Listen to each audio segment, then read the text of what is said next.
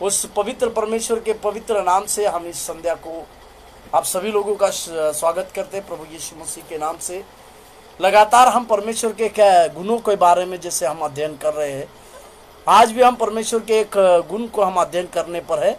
उस परमेश्वर का गुण जो आज हम जो अध्ययन करने पर है, उस परमेश्वर के गुण को मैंने इस तरह से शीर्षक दिया है, अपरिवर्तनीय परमेश्वर। हालेलुया, प्रभु के पवित्र नाम की स्तुति प्रशंसा हो। वो परमेश्वर अपरिवर्तनीय है, इसका मतलब वो कभी भी नहीं बदलता है। हालेलुया, प्रभु के पवित्र नाम की स्तुति और प्रशंसा हो। वो परमेश्वर जो है अपने बोले गए सारे वाक्यों के लिए कभी भी बदलता नहीं है कर बाइबल हमें साफ होती से, बाइबल हमें सफाई से ये बतलाती है कि वो परमेश्वर कभी भी अपरिवर्तनीय है।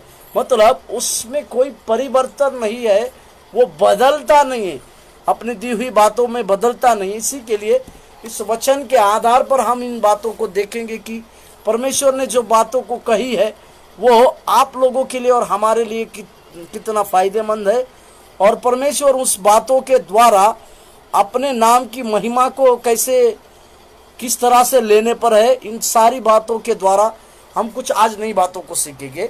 तो मेरा आज का विषय है परमेश्वर जो अपरिवर्तनीय है या अपरिवर्तनीय परमेश्वर। ये आज का चौथा भाग है। कुछ वचनों को हम पढ़ते हैं इस पवित्र शास्त्र में।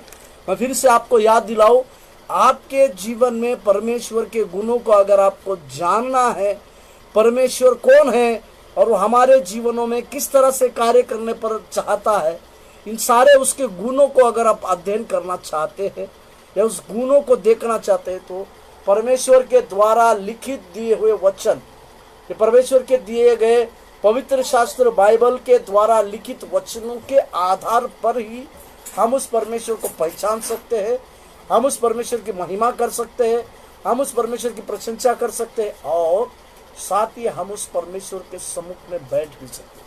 हालेलुया, प्रभु के पवित्र नाम की स्तुति प्रशंसा होने पर मेरे साथ खोलिएगा मलाकी का जो पुराने नियम का आखिरी किताब है, उसका आखिरी अध्याय, मलाकी का किताब उसका 3रा अध्याय और 6वां वाक्य पढ़ रहे हैं। मलाकी का किताब उसका 3रा अध्याय का वाक्य 6। क्योंकि मैं यहोवा बदलता नहीं। हालेलुया, परमेश्वर के पवित्र नाम की स्तुति और प्रशंसा होने पर यहाँ पर मलाकी जो भविष्यवक्ता था, एक छोटा भविष्यवक्ता के रूप में, जिसने परमेश्वर के बातों को, आने वाली बातों के बारे में लिखा और परमेश्वर के उपस्थिति को किस तरह से प्रकट करते हैं उस सारी बातों को लिखा। आप इस समय इस 3रे अध्याय, ये आखिरी अध्याय है, इस आखिरी अध्याय में 6वें वाक्य में वो इस तरह से कहता है फिर से, क्योंकि मैं यहोवा का बदलता नहीं। वो यहोवा कभी भी नहीं बदलता है। इस कारण हे याकूब की संतान, तुम नाश नहीं हुए।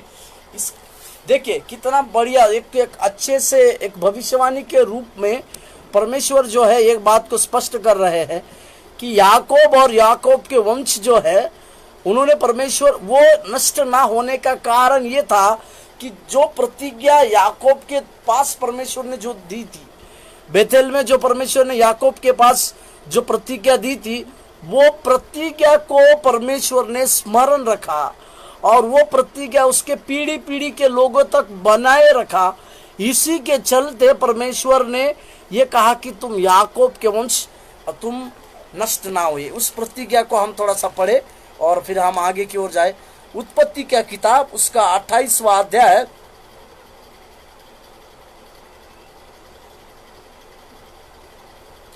और 28वां अध्याय 14 और 15वां वाक्य हम पढ़ते हैं। उत्पत्ति का किताब उसका 28वां अध्याय 14-15। 13 वंश सुनिएगा वाक्य रच।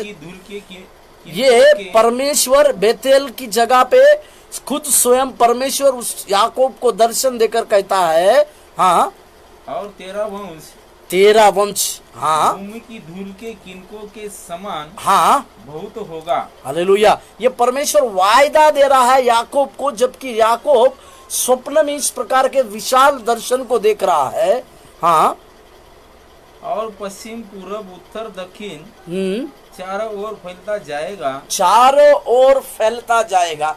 इस वचन को परमेश्वर के द्वारा आशीषित वचन कहते हैं, जो कि केवल आशीष उसके लिए नहीं, तो उसके पीढ़ी पीढ़ी के लोगों के लिए भी परमेश्वर एक आशीषित बातों को दिखाया। आगे, और तेरे और तेरे वंश के द्वारा पृथ्वी के सारे कुल आशीष पाएंगे। हालेलुया। उसके आशीष का और एक कारण को यहाँ पे परमेश्वर बता रहा है कि तुम्हारे की वजह से तुम्हारे कुल, सारे पृथ्वी के कुल आशीषित हो जाएंगे। आगे, और सुन, मैं तेरे संग रहूंगा। आमीन, हालेलुया। और जहाँ कहीं तू जाएगा वहाँ तेरी रक्षा करूंगा। आमीन, हालेलुया। इसी वाक्य की वजह से याकूब जहाँ जहाँ अपने संतानों के पास गया, जहाँ जहाँ याकूब की संतान चली गई, वहाँ वहाँ परमेश्वर उसके संग रहा और उसको एक विजय दिलाया और साथ ही उन लोगों को रक्षा किया और उनको आशीष का कारण भी बनाया। हालेलुया। इसका अर्थ यह है कि वो परमेश्वर जिसने याकूब को वायदा दिया था, वही परमेश्वर अभी अंत के किताब में इस तरह से अपने आप को प्रकट करता है कि तुम इसी के लिए नष्ट नहीं हुए कि तुम्हारी भलाई के चलते तुमने कुछ अच्छे काम किए थे, तुमने अच्छी बातों को किया था, इसी के चलते नहीं। केवल परमेश्वर जो था जिसने तुम्हारी बातों को याद रखा, जिसने तुम्हारी बातों को ध्यान दिया, और वही परमेश्वर जो है तुम्हारे द्वारा तुम्हारे पीढ़ी पीढ़ी के लोगों को नष्ट होने से भी बचाया कर, क्योंकि वो बदलने वाला परमेश्वर नहीं है। यदि मैं इस जगह पे एक भविष्यवाणी के रूप में कहूँ, यदि आप लोगों के जीवन में परमेश्वर ने कुछ भविष्यवाणी अगर दी है, या आप लोगों को परमेश्वर ने कुछ वायदा अगर दिया है, तो आप लोग उस वायदे के अनुसार कार्य करेंगे, आप लोग उस वायदे के अनुसार सच्चे रहेंगे, तो आपके जीवन में परमेश्वर की वो भविष्यवाणी जो है निश्चित रूप से पूरी होगी, क्योंकि वो विश्वासियों के परमेश्वर आपके संग रहे। हालेलुया।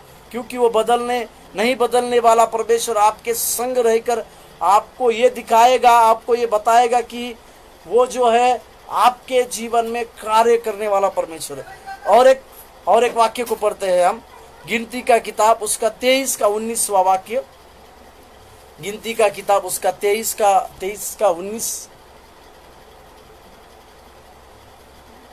ईश्वर मनुष्य नहीं कि झूठ बोले। हालेलुया। और न वह आदमी है कि अपनी इच्छा बदले। देखिएगा, यहाँ मनुष्य जाति का एक स्वभाव को परमेश्वर दिखाता है कि मनुष्य कैसा है। मनुष्य जो है अपने इच्छा के अनुसार, अपने फायदे के अनुसार अपनी बातों को बदलता है। हालेलुया। प्रभु के नाम की स्तुति प्रशंसा होने पाए। और उस बातों के अनुसार अपने क्रिया को बदलता है और अपने दिए हुए बातों को मुकर जाता है। ये मनुष्य का स्वभाव है। इसी के लिए परमेश्वर ने नए नियम में परमेश्वर ने कहा, तुम्हारा जवाब हाँ के लिए हाँ हो और ना के लिए ना हो, क्योंकि इससे जो ज्यादा उत्पन्न होता है वो जो है वो सब पाप होता है। परमेश्वर के पवित्र नाम की स्तुति और प्रशंसा होने पाए, क्योंकि प्रभु जो है ये इस प्रकार से अपनी बातों को प्रकट करता है कि तुम्हारा जवाब हाँ के लिए हाँ हो या ना के लिए ना हो, क्योंकि इससे ज्यादा जो होता है वो सब पाप होता है। हालेलुया। प्रभु के पवित्र नाम की स्तुति और महिमा होने पाए। ये मनुष्य का एक स्वभाव है। मनुष्य का एक स्वभाव यह है कि मनुष्य अपनी दी हुई बातों को बदल देता है, अपने दिए हुए वचन को बदल देता है, अपने दिए हुए क्रियाओं को बदल देता है। इसी के लिए नीति वचन में भी परमेश्वर के सुलेमान नाम का एक दास परमेश्वर का वो इस तरह से लिखता है कि मनुष्य जो है, मनुष्य के मन में बहुत सारी कल्पनाएं होती तो है, पर उसका जवाब देने वाला स्वयं परमेश्वर है। हालेलुया। प्रभु के पवित्र नाम की स्तुति और महिमा होने पाए। इस जगह पे परमेश्वर जो है हमारे जीवनों में एक कार्य करते हुए, और इस जगह पे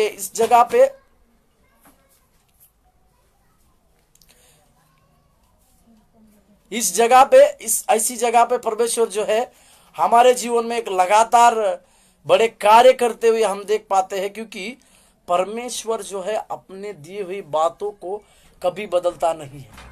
अपने दिए हुए कार्यों को कभी भी परमेश्वर बदलता नहीं है, क्योंकि वो मनुष्य नहीं है।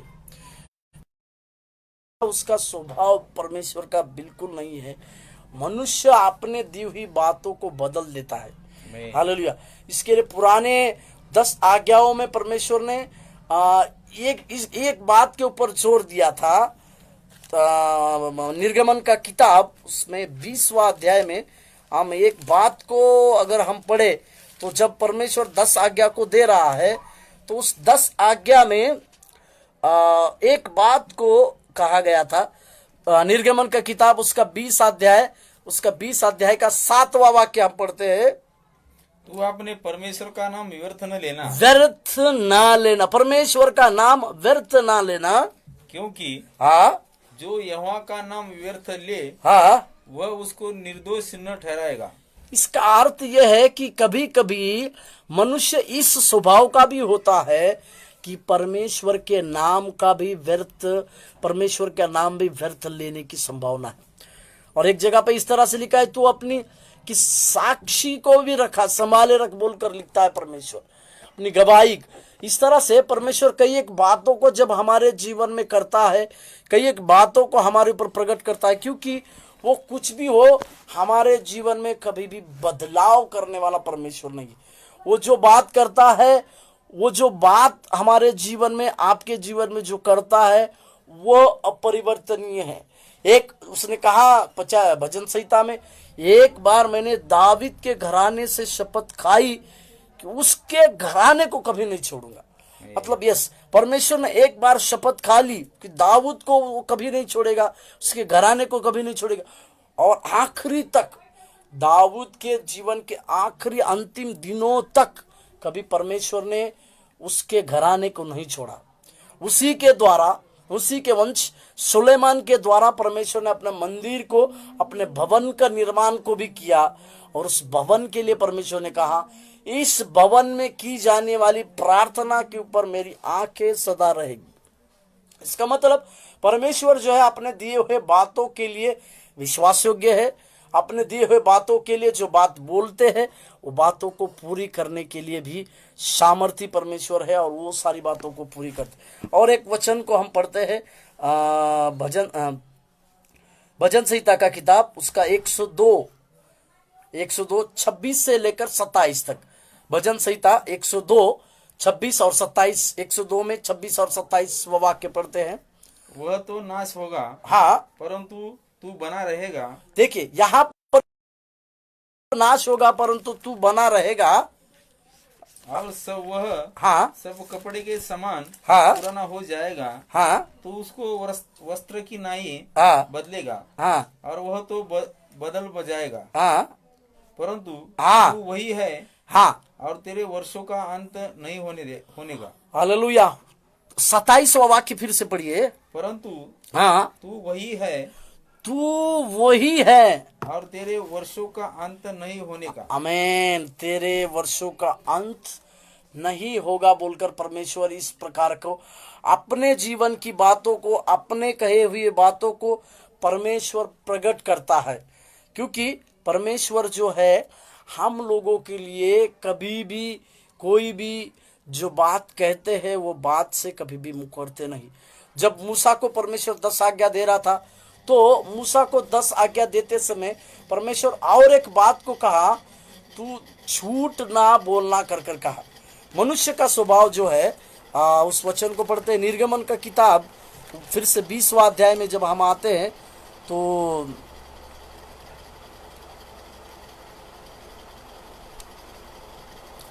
झूठ ना बोलने के बारे में भी परमेश्वर ने उसके बारे में लिखा है।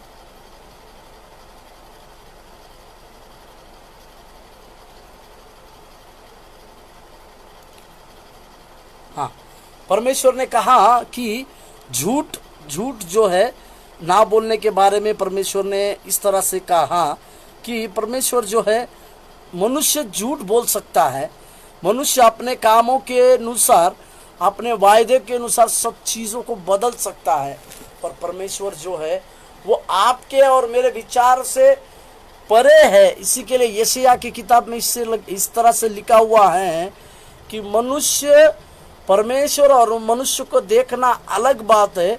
मनुष्य बाहरी स्वरूप से देखता है, पर परमेश्वर अंदर के स्वरूप को देखता है। हालेलुया। क्योंकि परमेश्वर का देखना जो है अंदर ही स्वरूप से होता है। इसी के लिए हमारे विचार और परमेश्वर के विचारों में बहुत बड़ा फासला या बहुत बड़ी बातों का रहता है। इसी के लिए जब दाऊद तो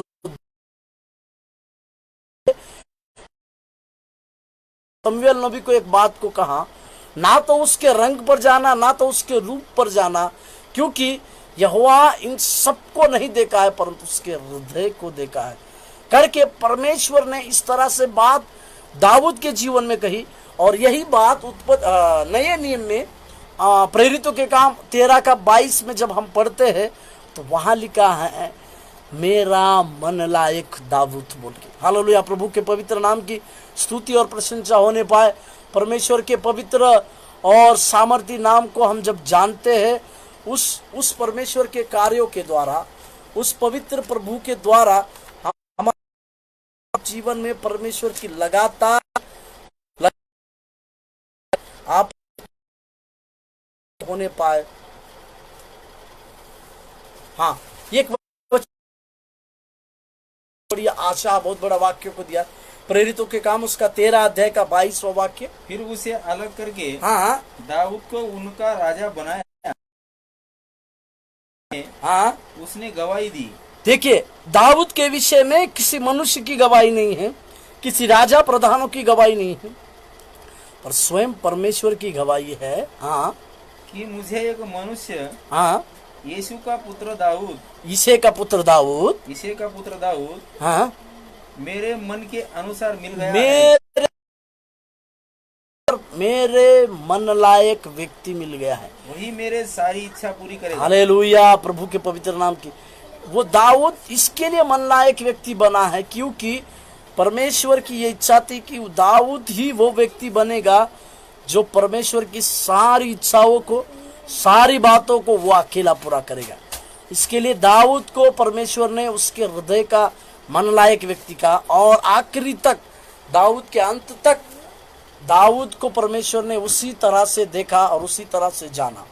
आज जो हम परमेश्वर के बारे में देखें, वो अपरिवर्तनीय परमेश्वर है। इसका अर्थ यह है कि वो परमेश्वर कभी भी नहीं बदलता है।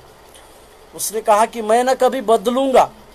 समयों और ऋतुओं को बदलने वाला परमेश्वर है कहकर हम पढ़ते हैं, पर परमेश्वर अपनी बातों के ऊपर ठान है।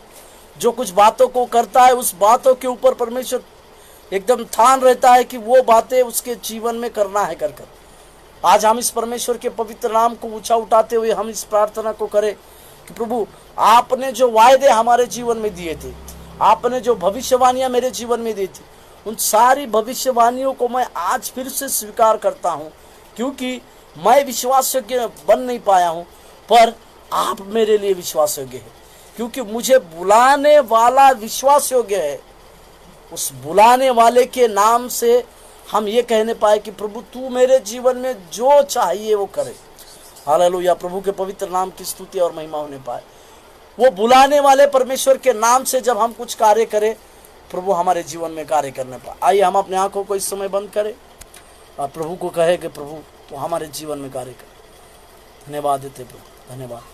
संभाल प्रभु जी जीवन के हर पल में, संभाल प्रभु जी जीवन के हर पल में।